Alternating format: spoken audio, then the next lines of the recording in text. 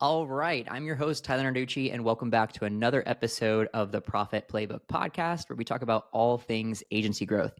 If you find any value in the show at all, please show us some love by dropping us a like and consider subscribing to the show on YouTube, Apple Podcasts, or Spotify. Today, I have with me Wes Schaeffer. Wes has been in sales since 1995 and is the host of the Sales Podcast. Wes is the business fixer. He sees the message you want to convey and can't find the words, and he gives them to you because if you don't toot your own horn, then there is no music. He's a brown belt in Brazilian Jiu-Jitsu and the president of his HOA. So mow your lawn and pay attention to what this Air Force veteran, father of 7, and grandfather of 3 has to say. He's written several books, spoken around the world, and has now published over 700 podcasts diving deep into the topic of sales. Wes, I'm honored to have you on the show and excited to dive in. Thanks so much for joining us today. Tyler, man, you messed up. Get off, mow your lawn. That's in bold. That was like font 60. I needed to emphasize that more. You gotta like from the gut, man. You gotta get off your. But anyway, all right. Look, I'll cut you some slack. It's early. All right. So, hey, man, thanks for having me. I love it. I love it. And make sure the houses are all painted the right way Pull and your everything. Weeds. Take the trash can back. Whew. All right. So today we are talking about the 5 steps to make every sale in your agency. And I'm right off the bat, I'm curious, what, Wes, do you mean when you say make every sale? So it is not quite obvious, and it's by design. You want to create a little tension, some curiosity, even some irritation. What do you mean make every sale? You can't make every sale. Who's this guy think he is? You saying I can make every sale? I'm like, I'm not saying you can make every sale. I'm saying the goal should be though to make every sale, but the reality is to make any sale, you must make every sale. Okay. And the way that I relate that, I show that on all of my presentations. I'll show a pipeline. I say sales equals dating pipeline, because we're familiar with pipelines and, marketing qualified lead, sales qualified lead, suspect, prospect, hot prospect, cold, negotiations, demo, all these stages. Fine. And you need stages. You need to know where you are in the sales cycle. Okay. But you need to realize everything you do way before that is impacting the sale. Your logo, your website, how does it load? How does it render on mobile? What is your email signature? Everything is a sale. The voicemails that you leave is a sale. Your cadence, how often you following up, how you engage with them on social media. All those are a touch point. And I literally met my wife at a country bar here in California in 1994. Wow. And so if you look at that, the story I always tell, like I literally, hey, would you like to dance? Okay. Well, that was the beginning of the sale, right? So let's say the sale was to get married. That was my goal, right? Well, before I even made eye contact with her, 2 days before, I had to get my clothes dry cleaned, right? I had to shower the day of, not 2 days before, right? I had to put on cologne, but not too much cologne, right? I mean, so all of those are sale. Do I shave or not shave? Okay, that's a sale. How do I look? My appearance is a sale. How I approached her is a sale. You ever watch Hitch with Will Smith? Oh, it's been so long, but Will Smith and Kevin James. Remember Kevin James doing the Q-tip? Will Smith is like, do not do that. He's a dating coach, right? So he's trying to show them how to act. He's like, but you gotta go watch it, man. If you're in sales, you gotta watch Hitch because it's relationships and how you put yourself out there, how you approach someone, to make any sale, you must make every sale. And if you don't detach and step back and look at everything that you're doing, how you put yourself out into the world, okay? How you look right now, right? Your office behind you, like my wife decorated. Dude, if it was just me, I'd be sitting in a cave, I don't know. I'd probably have a self-storage unit with an AC, piped out the back and keg of beer. And I mean, I'd be happy, right? But anyway, so our setup, our appearance, everything is a sale. And so you can't overlook things because, I always say small hinges swing big doors. Mhm. One small little thing. Selling is a zero sum game. Okay. If you are 1% worse than your competition, you lose 100% of the sale. Okay. So the platform you use for your video meetings, how do you log in on time? Everything matters. It all Yeah. matters. Yeah. So what I'm hearing is a lot is pay attention to the details, even the Yes. smaller things, not just the wind up and the pitch, but the lead nurturing and the build up and the social media that you put out and everything that goes on in between. I know that they've always said. I mean, I hear different numbers every time I hear this metric, but there's like they say you need like 13. I've heard all the way up to like 27 different touch points with a customer before they convert into a paying customer. I don't know what like the actual number is today or what studies have been done, but I think this kind of goes to that point where if you're just going in cold and pitching them and there's no build up, you haven't paid attention to all the little things, which to take your analogy, like the room behind you and all that kind of stuff for an agency, that would be like, are you posting on social media? Are you active in LinkedIn groups or Facebook groups in your niche? Are you sending out emails to your list? All of those are kind of what I would think comparable little things that an agency owner can do and not forget about in their sales process that can help lead up to that sale. Is that kind of what you're saying? Yeah, for sure. And the numbers are changing. Social media has certainly changed the game. Um, and all of the apps, COVID, work from home, um, it's changing. How you reach people is changing. It's becoming more difficult. Uh, our prospects are doing a lot more research on their own before they find us. The internet in general changed the game because before that, the salespeople were the keepers of the knowledge, Mm, right? There was no Carfax. There was no, you couldn't get the MSRP. You had to go in and engage in mortal hand-to-hand combat with that salesperson to negotiate a deal. Now, um, prospects, the reason they may not make a decision is because instead of lack of information, they have too much information. mm, They never stop searching. They never stop researching, joining groups, asking questions, sign up for newsletters. We'll have 87 tabs open. We're to sign up for free trials. We forget about that, convert into something else. We're just inundated. So now we're just ignoring even important messages. And so now the salesperson's role is to reassure the prospect that they're making the right decision. So it does change. Some of the old school methods still work, maybe even better now. Some direct mail, a handwritten card, mail them a book, mail them a letter, leave a good voicemail, write a personal email, not AI generated, mass merged, mass mailed. Send a video email, and not one of these generic ones. Hi, love your show. Hey, Tyler, great to see you. I look forward to being on the show. So yeah. because we don't trust anybody anymore. Because when you know the game, like they'll hold up whatever, like a little whiteboard, you know, and your name will be written on it. But Oh yeah, it's yeah, all, yeah. it's all computer generated. It's just crap. Yeah. Some people still fall for it, but I'm like, I've been saying for years, do what does not scale. What do you mean? Help people. So big funnels, big email lists. And look, I've been in this game since 08. I wrote a 700-page book on Infusionsoft in 2012. So Mhm. I understand mass marketing, Yeah. nurture sequences, drip sequences. So you need these things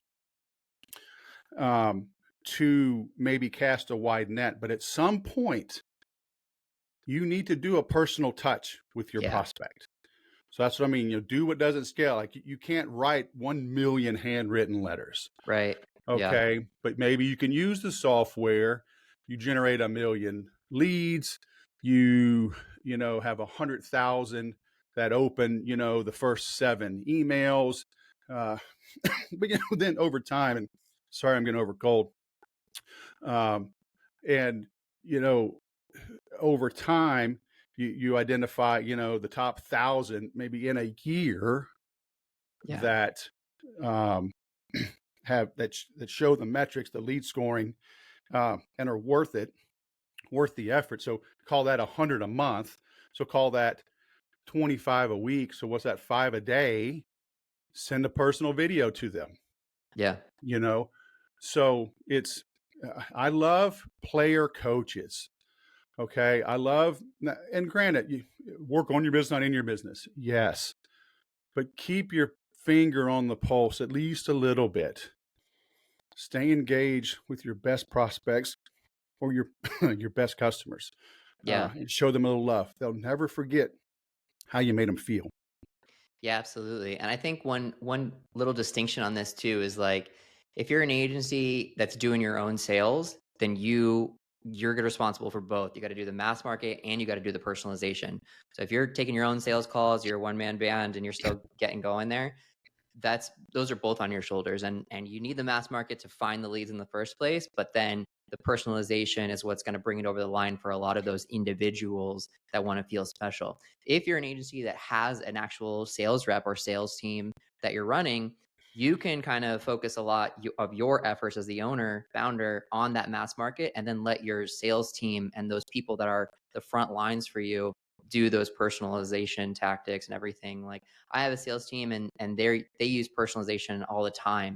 When they're texting back and forth between their leads, they're talking to them about the things that they wanted to achieve with the services that we sell, right? Not just Sure. make more money, but make more money for what? For the house, for that car, for that future with you and your family that you're looking for, that you got that information on the sales call. And that's that extra personalization.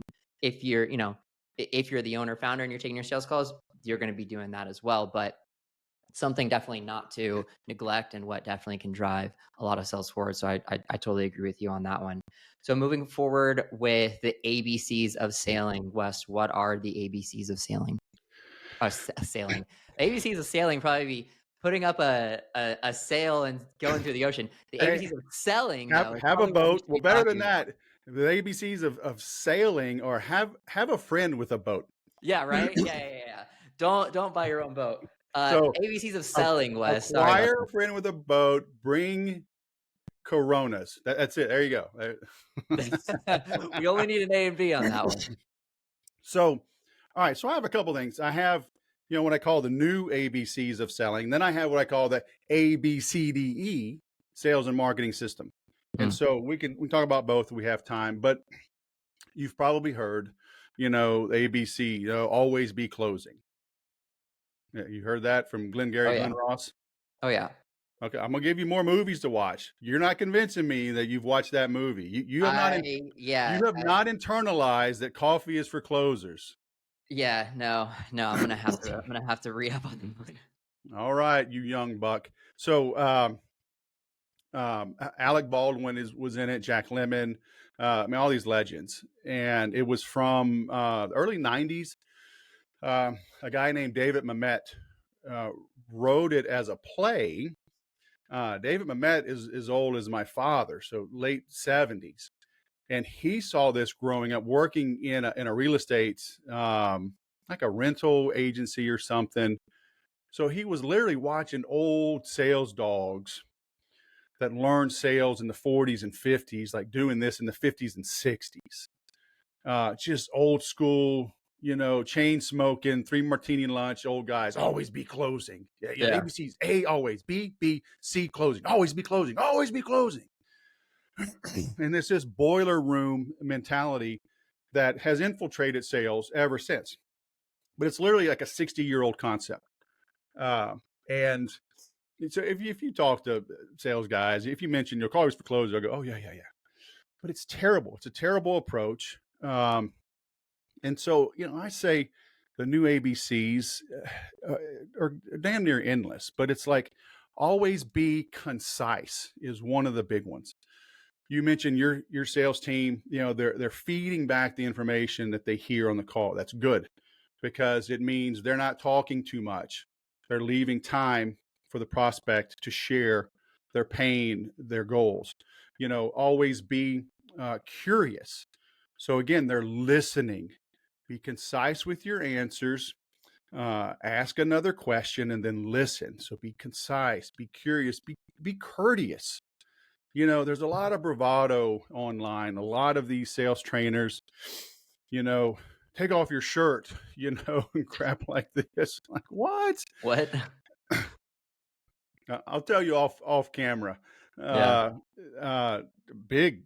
I mean, it saddens me how big these individuals have gotten Yeah. with just terrible. Well, shock Uh, and awe tactics tend to yes, do well on social media because but engagement base. people spend money on their programs and Yeah. then try to follow that advice.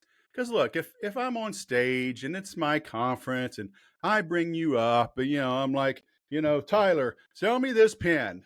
You know, you're not going to get it right, Yeah. no matter what you do. I have to make you look bad so I can prove how smart I am and Yeah. how worthless everyone else is. And if you want to be like me up on stage, you got to buy my program. It's terrible, but you can't act like that. If they take that attitude and treat my mother like that, my wife, my Yeah. 5 daughters, I will, Liam Neeson, right? I have a set of very special skills. I will find, I will find you. It's like, don't do that. Yeah, If it, I think there's a lot of arrogance oh, in the sales oh, industry, because I think there's a lot of, I mean, ABC, always be confident, right? So you want to portray this confidence, which bleeds over into cockiness in many cases for a lot of sales closers. And I think that kind of pervades throughout the industry. And it's a kind of like a fine line that they have to find with full and total confidence in the service or product that they're selling, without turning into a cocky a-hole, basically. yeah, being cocky is never attractive. And look, another thing that's 60 years old, Zig Ziglar was saying this for 50 and 60 years. Selling is a transference of a feeling, and that feeling is confidence. I can be confident in my solution without being a, a cocky individual. Right. Right. Okay. And so you've got to understand the difference. Uh, Now, I also tell my sales clients, the biggest thing I help them with is the sales psychology, to have the fortitude, to stand their ground, because prospects will beat us up if we let them. Okay, so it's getting back to the ABCs, right? Always be consistent. Some of You them know, come on the we call just ready to fight. well, Just like they don't want to be sold. They've been on 5 other sales calls, and they come on the call just in defense mode, yes, ready to go. And then if a closer that's not that experienced is going to feel that energy, and they're going to try and match it, and then you have a boxing match on essentially on a call, and that isn't good for the sale. well, okay, so yes and no, but a small no. Sometimes your whole setup is right. We've just been bludgeoned, so we might Yeah, show up with an attitude as a prospect. not And everybody, but some people, no, depends. yes, but enough. You get beat down enough as a salesperson, you'll quit. Yeah, And so, but some buyers, like the Myers Briggs and disc assessments and all that, there's truth in all of those. And so you get a hard charger, a high D. Um, I'm an easy sale if you can fight your way into the palace. Okay, but I'll throw barbs and little things to get you off your game to see if you got game. yeah, And so, can you dish it back? And I'm not like rude or cussing you out, but I'll be obstinate, cut to the chase and see, can I rattle you? And so sometimes if you run across people like that, and look, as salespeople, we have to identify who we're selling to and mm, how they buy. And we yeah, have to adjust how we sell to match how they buy.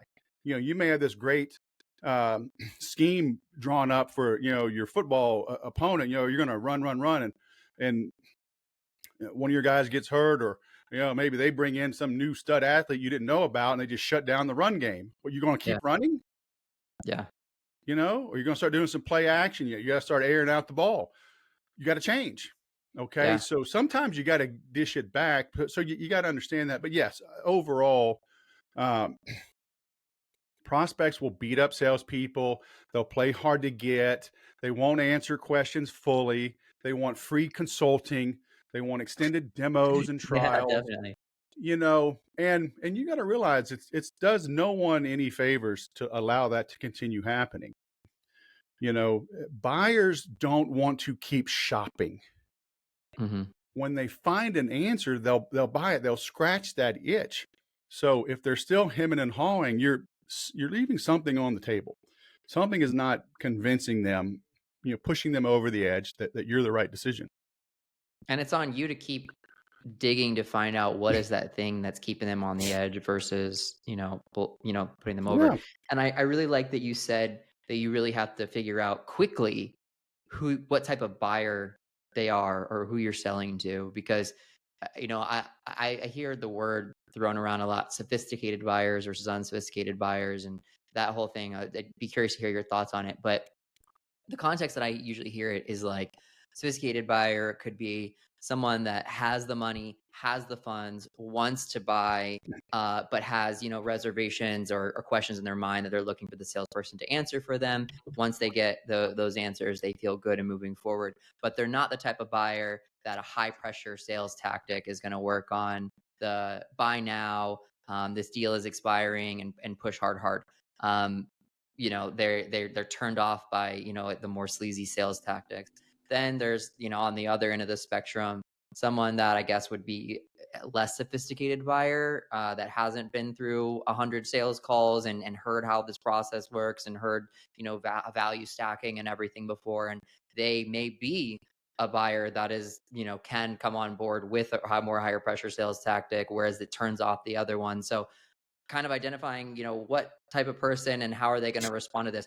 Is it worth pushing a little bit harder on this? Like, I haven't got them to the close. Do I push harder or do I ease up on the gas and say, okay, cool, let's put this follow up on, in 2 days and move it along that way? So kind of that's the context that I hear it. Is that kind of a little bit of what you're saying or no? Yeah. And there's a couple of ways to answer it. I mean, as the owner of the business, I can do things differently than an employee, an employed salesperson Yeah. can act. In an ideal world, when you follow a good system, you follow a mutually agreed upon agenda, there's an open and honest dialogue. The sale should come easy. It should be obvious at the end of that process. No hard close, no big pressure. Okay. Now, as an employee, you're maybe a little bit dependent on the company to generate the leads. You have to follow their process. You have to follow their pipeline stages. You have your own quota. You've got your own pressure and deadlines, end of month, end of quarter, end of half, end of year. Okay. You may have to be a little more salesy. You can still be a little salesy without pushy, without being cheesy. Okay. You can throw in some sweeteners. And even in certain deals, if somebody's kind of on the fence, I may offer a small discount, but people, they come in with these huge discounts and they're desperate, 20%. Well, you offer 20, they're going to ask for 25. Mm, I that's a good might point. offer like 3.5%. Yeah. They also, when you throw out the massive discounts, they can quickly or it reduces the value of the service that you're selling Oh too. yeah. You're seen as desperate. So yeah, so yes, sophisticated versus unsophisticated. And that's probably a fair label. We got to give them some kind of persona so we know how to treat them. Because look, the big long sales pages and the act now and the countdown timer, I mean, that stuff still works, man. Okay. So depending on what you're selling. Now, does that jive? Is that consistent? Is it congruent with your persona, how you want to be perceived in the world? Yeah. Okay. Are you Neiman Marcus? Are you Target? Are you Walmart? There's no shame in any of those games, but pick a role and be persistent. Okay. Let's assume, because I know a lot of my listeners, myself included, we're agency owners and we're generally selling high ticket digital marketing services. So you're talking about at least 5,000, sometimes 10, 15, $20,000 packages for digital marketing services selling to business owners. So you don't want to be Walmart for sure. If you're listening to my podcast, I can confidently tell you you don't want to be Walmart. If you want to be Walmart, just put your services on Upwork and bid at the Walmart level. If you're going to be selling high ticket services, you need to present like you're the Neiman Marcus, and you need to be and actually fulfill like you're the Neiman Marcus as well, right? So in those cases, I'm curious to hear what are some urgency drivers, because when you're dealing with a high ticket service, the resistance can be purely price based, and a lot of times it's price based. Let's say they love what you're selling, absolutely love it, really like the service, like the package, really want it, but the funds, it's expensive for them. They've never spent that much before on their business. What are some ways outside of, I guess, high, like 'cause you're saying not always with high pressure sales tactics, which I totally agree. But what are ways that we can drive urgency then? Because a lot of people in my industry, salespeople and agency owners, depending on who's taking the sales calls for that agency, they get love it. This is great. This is exactly what I'm looking for. Let's circle back on this next month when I'm ready to get going. Yeah. And this goes back to to make any sale, you must make every sale. How are they engaging with you from the beginning? Because as soon as they come across, your radar and vice versa, y'all are looking each other up. Mm-hmm. So what are they seeing out there? Okay. Yeah. And how are you conducting yourselves? Maybe do some secret shopping. Okay. Because if you sound and act and look just like your competition, the only way to differentiate you is on price. Okay. So what is leading up to this? But all prospects, the sale becomes easy and obvious when we get our prospects to quantify their pain. Okay. And we can't do it for them. So we have to be talking, like, hey, Tyler, thanks for, agreeing to this meeting. Hope to be able to, find a way to work together and, like, tell me what's going on. You're looking for some marketing help. Yeah. This, that, and the other. Have you worked with others? Yeah. How was that? It was mediocre. Why was it mediocre? They said this, they would do this. They kind of under-delivered, but I feel like we kind of wasted our money. Okay. In round numbers, what are your goals for this year? Like how, and are you hitting them or not? Yeah. We want to do whatever, $1 million. Okay. Mm-hmm. And where do you think you're going to land now? 700 if we're lucky. All right. So 300,000 on the table. Yeah. Yeah. What do you think you're going to do about it, man? That's why we're talking. So if I can identify a $300,000 problem and say, look, based on what you're telling us, blah, blah, blah, for 25 grand over 90 days, we can put this into play. Boom, boom, boom. And then within 6 months, it should fix that problem and more. And here's how. And you show them how. If I can convincingly, honestly show a $25,000 solution that fixes a $300,000 problem, then they are crazy if they don't move forward. Yeah. Okay. Most individuals, small agencies, they have a discussion. Okay. Hey, boss, hey, Tyler, how'd it go? It went really good, man. They really like us. The presentation went great. They asked a lot of questions. Okay. What are the next steps?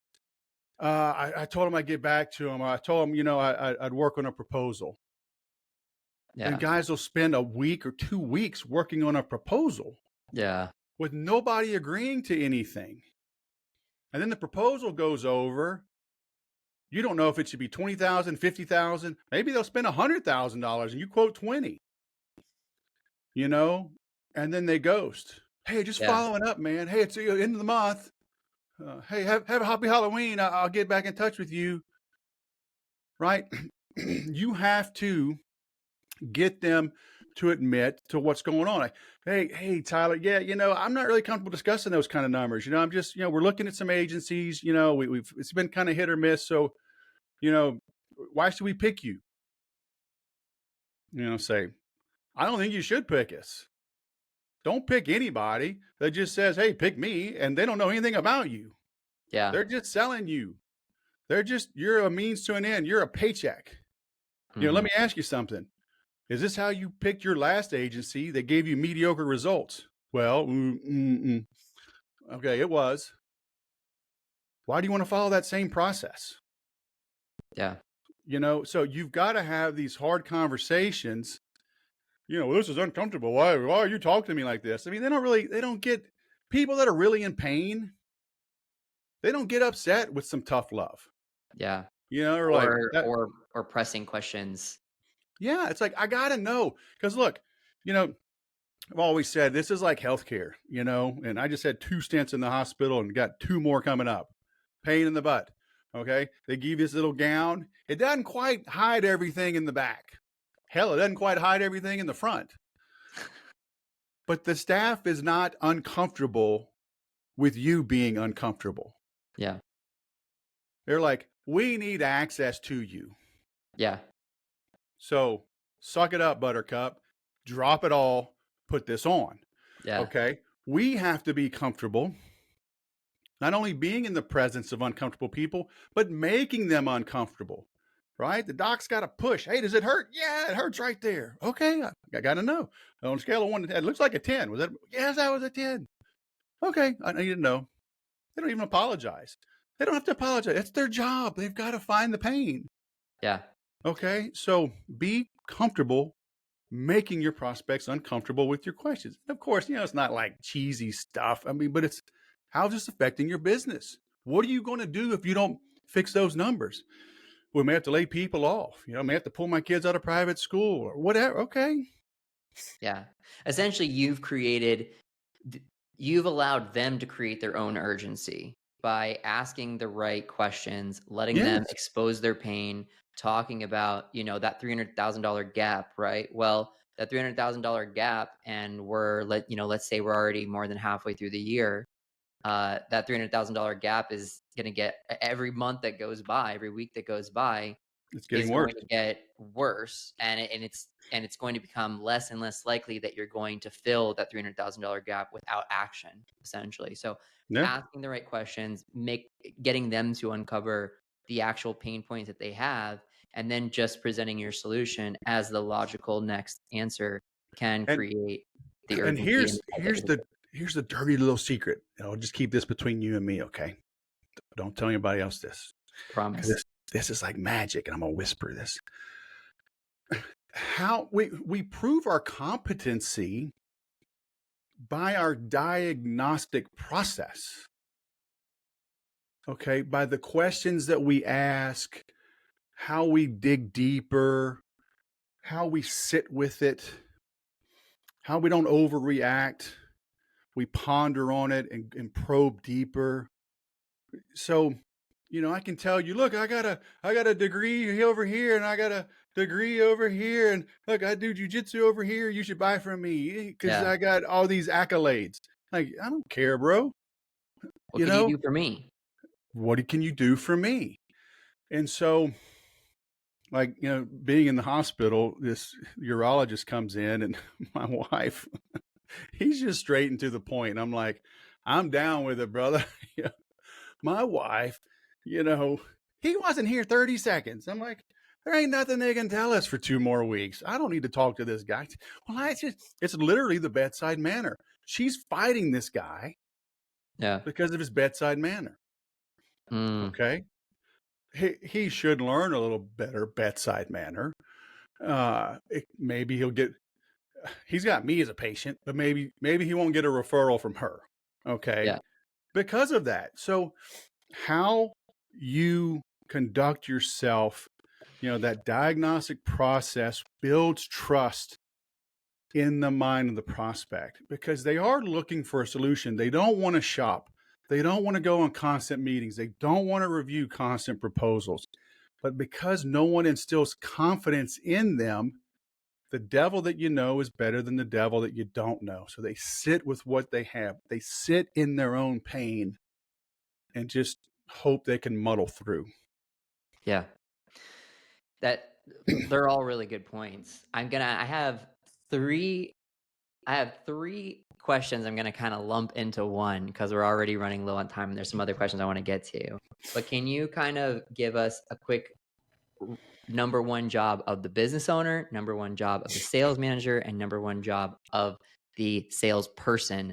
So if you're listening and you have a little bit of a bigger organization and you're not just doing it all yourself, this is how these rules would Yeah, you got to wear out. multiple hats, and we'll just keep them simple. The number one job of a business owner is to market. Mm-hmm. Okay. And the number one sin of marketing is being boring. Okay. Yeah. So I'll throw that little bonus in. The number one job of a sales manager is to recruit. Okay. Always be looking for top talent, just like, sports coaches. Nick Saban was a great recruiter. He'd win, okay, boom. As soon as the season ended, who's next? Because kids are leaving. Okay. Your best salespeople will get recruited away. Your dogs will stay. And when your best salespeople leave, you're stuck with your dogs. Okay. And now the inmates are running the asylum. Define the dogs. Well, it's just your underperformers. They do the bare minimum. Sometimes they hit quota. They usually don't. They're your problem children. You got to constantly be poking and prodding them. They're making mistakes. They're discounting too much. But you need, it's better than an empty seat, you think. So you keep them. And then your great ones get recruited away, because the dogs don't get recruited away. Yeah. Now you're clinging to these folks that are not very good. Now they got you over a barrel. And then it's a spiral downward. So always be recruiting, see who's out there. When you find a superstar, bring them in and cut the lowest performer, and the number one job of a salesperson is to prospect. I can't force you to buy from me, but I can force myself to get to work on time, log in, make the calls, send the emails, do the demos, give it my all. And so if I stack the odds in my favor, because sales are a lagging indicator, just like weight loss. If I want to lose 30 pounds in 90 days or whatever, that means today, I drink water and not a Coke. I eat an apple. Sales are a lagging indicator of what? Of your efforts.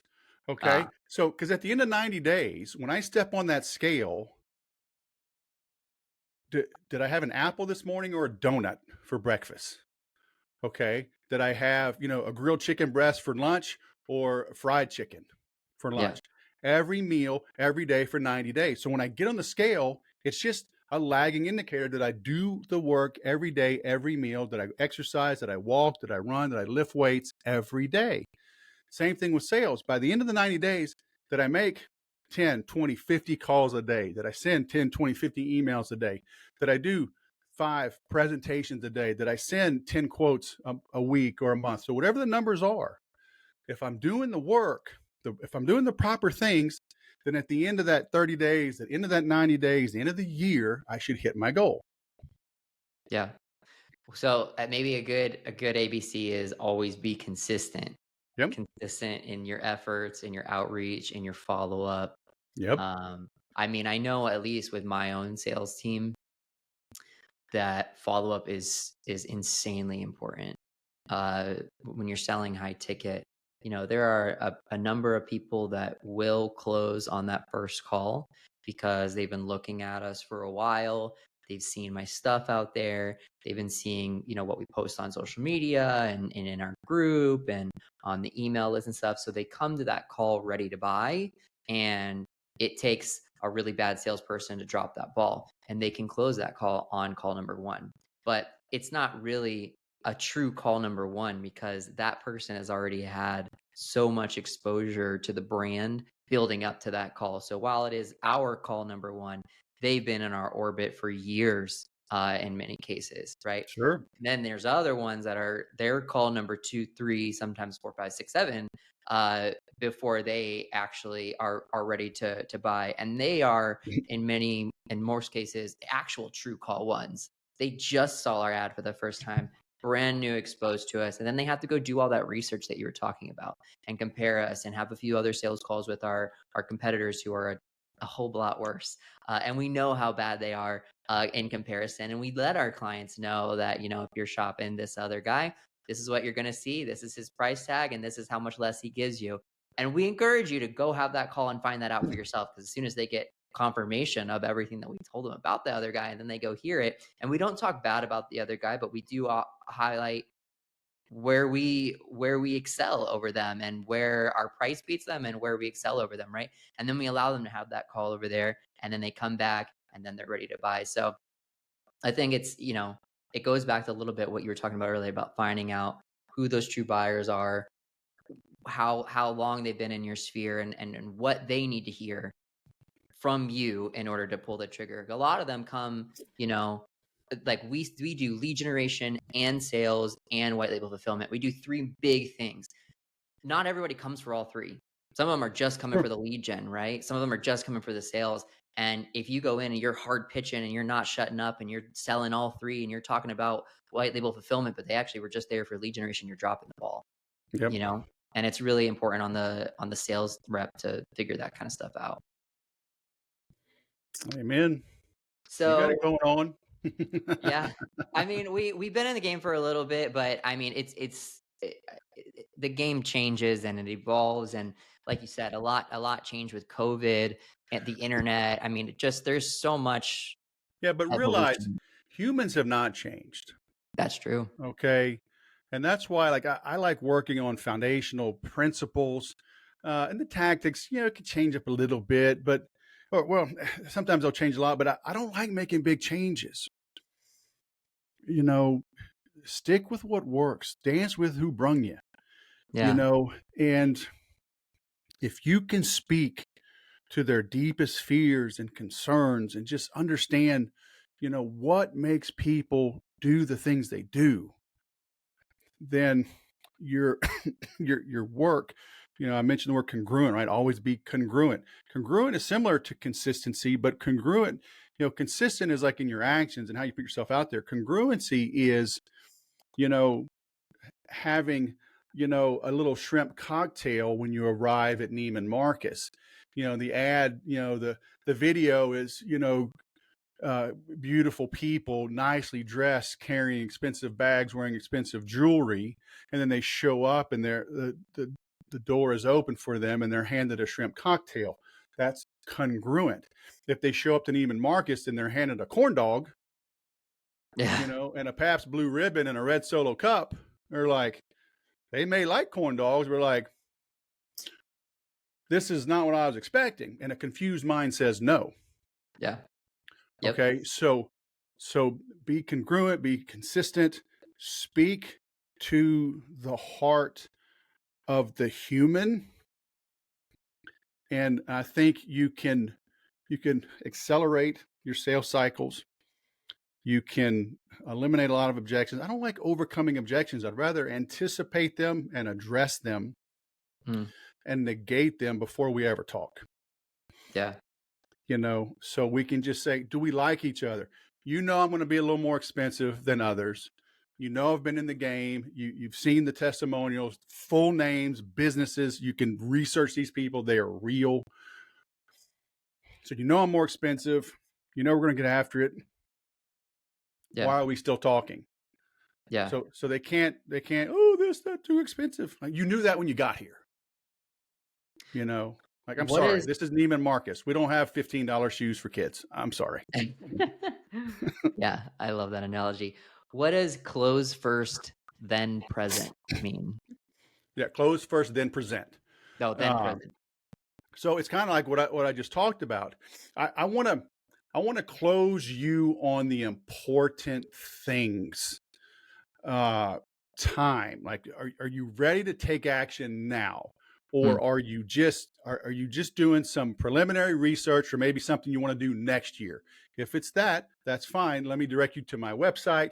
I've got resources, I've got blog posts, I've got white papers that I'll send you. I'll follow up with you at the beginning of the year. So you ask them to create their own urgency right there. They're going to tell you in most cases, Dude, it's a yeah. problem right now. I need a I solution don't want right to now. And talk then to you have you. that in your back pocket to pull out later when they try and say, oh, okay, let me think about it. Now you're getting it. Look, my urologist didn't want to talk to me 6 months ago. I didn't have any problems. Yeah. Right? Yeah. So I want to close on who's making the decisions. Mm-hmm. And look, these kind of things, and do you have budget? They'll band, right? Budget, authority, need, timing, whatever acronyms. But it can be difficult to get these questions answered truthfully, right? Hey, Tyler, okay, so we're going to meet. Hey, do you wear the pants over there, or is there somebody else that's really pulling the shots, and you're some lackey? You're just sent out here to do some research. Get the boss. Yeah. I mean, you And have to. that's a critical one. We always ask that one because people love to throw at the end of the call, oh, this is great. Love it. This is perfect. Got to ask my wife. Got to ask my coworker. Got to ask Right. my But cat, right? how if I ask you in a confronting manner, so maybe it's always be not confronting or Okay. confrontational, right? If I ask you like that, you have to say face. Oh no, yeah, no, I can do that. Mm-hmm. So I'll do little word plays. Hey Tyler, like when you're considering something like this, when you're considering a new agency, a new program, a new mastermind, something like this, like who on your team do you bounce this off of? Do you have a spouse, a partner, a board of directors? Do you have an operations manager, marketing manager, sales manager? Or do you dive into this, pick it, and then assign the team to implement? Yeah. So I'm boosting you up. Do you have a team? Oh no, they do what I tell them to do. Fantastic. I love a Right. man that, So you call the shots. so Now, now you 45 can't come minutes back on me. later, when they're like, oh, I need to call my wait, Jim, I thought you Exactly. called the shots. Yes. Yeah. So I Same close thing with first, the budget too. then present. Mm-hmm. Now we can do a demo. Now we can have the conversation. But Yeah. I'm not meeting until I know what I'm dealing with. Yeah. I love it. There's some really great golden nuggets for our listeners to pull out. You can install urgency by asking them right out the gate early on in the call. Well, be careful though. I mean, I'm not installing urgency. I'm confirming urgency. Right. If they don't have it, they're gonna unconfirm it, right? But Yes. if they have it, you're getting them to admit that they have it. It's a problem right now. Is this a Yes. problem right now? Yes, it's a problem right now. I have a $300,000 gap. We're already in July. Yada yada yada. Right? You now have that in your back pocket. So if you get a stall, you can bring that back up about that and remind them of that gap. Remind them that we're already in July. Remind them that it's only getting worse. Right? With the right question, you've been able to uh, uncover their urgency. With the right question early on in the call, are you the shot caller? Or is there someone else that you need to Yes. bounce these things off of? You've already taken the I got to ask my wife objection out of the equation later on. So you ask the right questions early on, and you won't have a problem later on. Or if you do, you have the solution to the problem so that you can kind of counter it and overcome it and move forward. Yep. Love it. I love it. We're already blazing through, which is great, and we're running out of time. But I want to ask you, because this answer can get a little bit in the weeds depending on how you want to answer it. But what is your number one piece of sales advice for an agency owner that is taking their own calls? So this is not a seasoned sales professional. This is someone that's maybe hopping on, for the first time. They're trying to pitch their $3,000 a month, $5,000 a month digital marketing services. They're great at what they do. And they're typically a freelancer that's been around for a while doing what they do. And they're trying to get more clients, right? What would be your advice for these people that are taking calls? My dad always says, if you think you're desperate, you are. Mm. Okay. even if you're under the gun, money's running tight, breathe. Okay, you've survived every obstacle that's come your way. You're going to get through this. This will sound self-serving, but get a coach, get a sales coach. I have monthly, quarterly, annual programs that are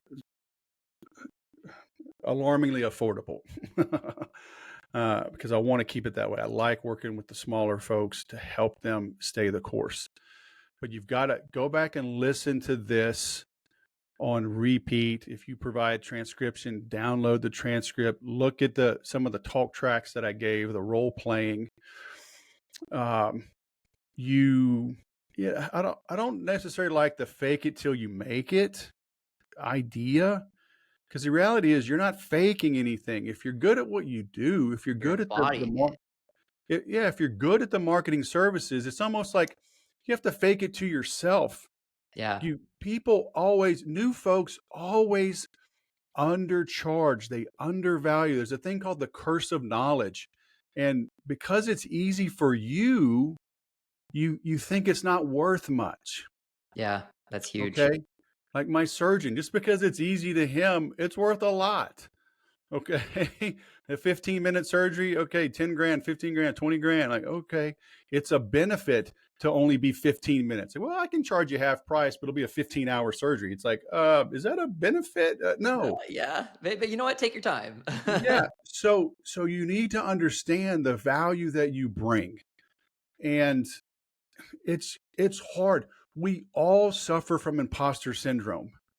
Okay. So find someone that you can bounce ideas off of so you can move confidently in that direction.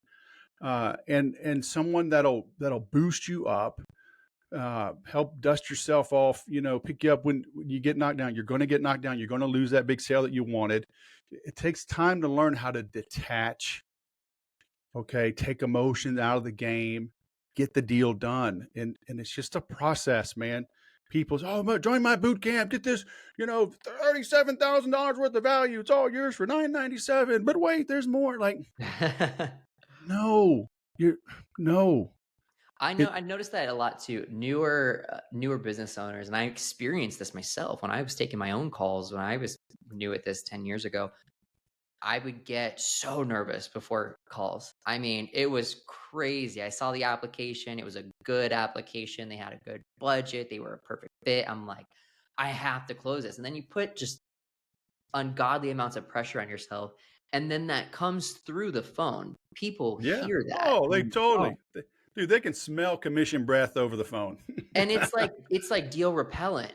Like if you sound desperate or nervous, it's like deal repellent. You're never going to close it. You have to be cool, calm, confident, and really sound like you're totally okay walking away from this. If it's not a good fit for you either, Yes. you're on that call to find out that it's a good fit for you too, that you won't just sell anybody. They need to hear that from you. And that can really come across just in your tone and the way they talk. Totally in your tone. Well, we'll do a whole new podcast on tonality, mannerisms, pacing, weak words that you use. You can't read the label from inside the bottle. It's hard to coach yourself, Yeah. We could do a whole other podcast on analogies. One of my favorite things in the whole world of sales analogies, I feel like analogies on sales calls are like magic. They make things that people have no concept or understand just easy to digest and like, oh, okay, I get that now. And it moves you right along.